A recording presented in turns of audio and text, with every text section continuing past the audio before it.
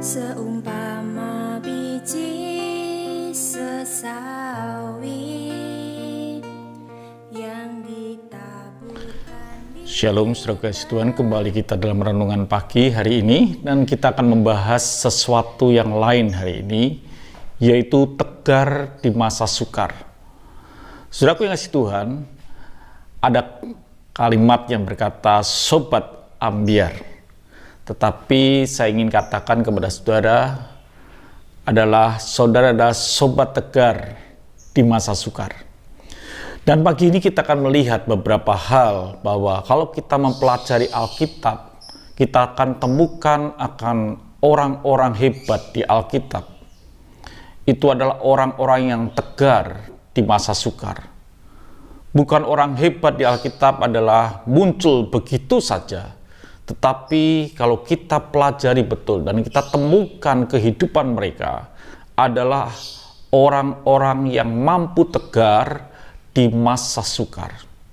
Semua hamba-hamba Tuhan di Alkitab mengalami masa-masa sukar yang cukup beragam, baik itu waktunya maupun peristiwanya.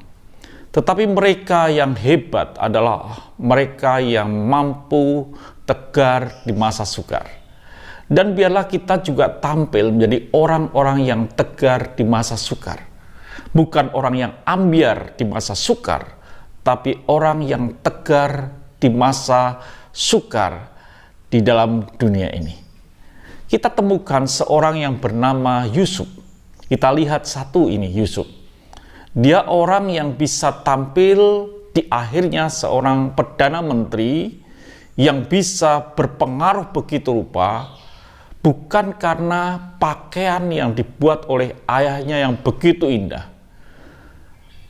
Perdana menteri yang dia pegang atau duduki ini karena ketegaran hati, di mana dia kekuatan hatinya yang membuat dia bisa tampil sebagai orang hebat. Jadi bukan pakaian yang dibuat oleh ayahnya, tetapi kehidupan yang dia bisa tegar di masa sukar, dia tampil sebagai seorang perdana menteri yang berpengaruh pada masa itu. Apa yang dia alami, saudara kekasih Tuhan? Masa sukar yang dia hidupi, dia mengalami di mana dia dirajut harus masuk ke dalam sumur oleh kakak-kakaknya atau saudaranya. Itu bukan masalah yang mudah pada waktu itu. Bukan sekedar itu, bahkan dia diturunkan martabatnya, dijual sebagai budak oleh saudaranya. Bukan sekedar itu, saudaraku, bahkan dia harus masuk penjara karena difitnah. Bukan sekedar itu, semua yang terjadi dalam kehidupan dia itu begitu masa yang sukar. Bukan dialami dalam 1-2 hari selesai, tapi bertahun-tahun dia alami. Dan Yusuf mampu tegar di masa sukar, dan dia tampil sebagai seorang hebat pada waktu itu. Jadi saya ingin katakan pada saudara, ketika saudara itu mampu tegar di masa sukar saat ini, maka saudara akan tampil sebagai orang hebat, orang yang beriman, orang yang luar biasa di dunia ini. Karena hanya orang-orang tegarlah yang bisa tampil dengan hebat. Saudara ingat tentang yang namanya Ayub. Ayub berkata dalam firman Tuhan seperti ini, saudara pengasih Tuhan. Ayub 1 ayat yang 21.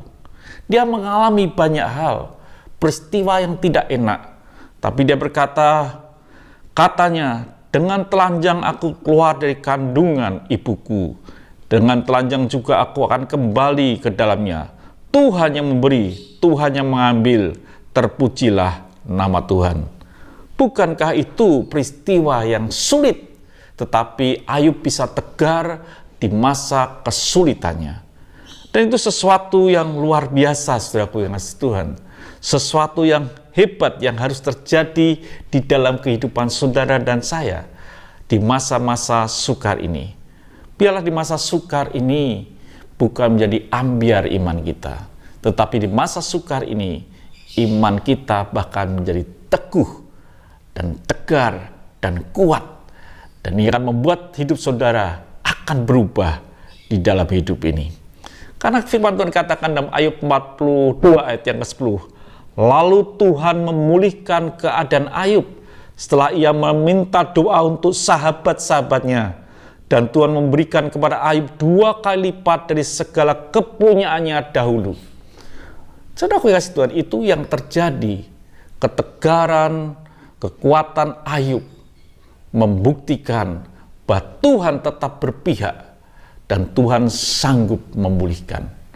Apa yang sudah alami pada hari ini, saya akan harap bahwa sudah tidak mengalami keambiaran iman, tetapi sudah mengalami yang disebut dengan ketegaran iman, dan saudara akan melihat pemulihan yang datang daripada Tuhan.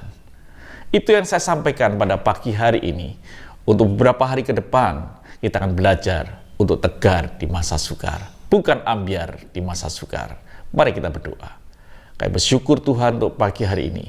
Berkati setiap kami yang sudah mendengarkannya, dan menjadi orang-orang yang tegar di masa sukar ini. Dan kami akan menjadi bukti bahwa Tuhan yang kami sembah adalah Tuhan yang hidup. Haleluya. Amin. Sampai esok pagi. Tuhan memberkati.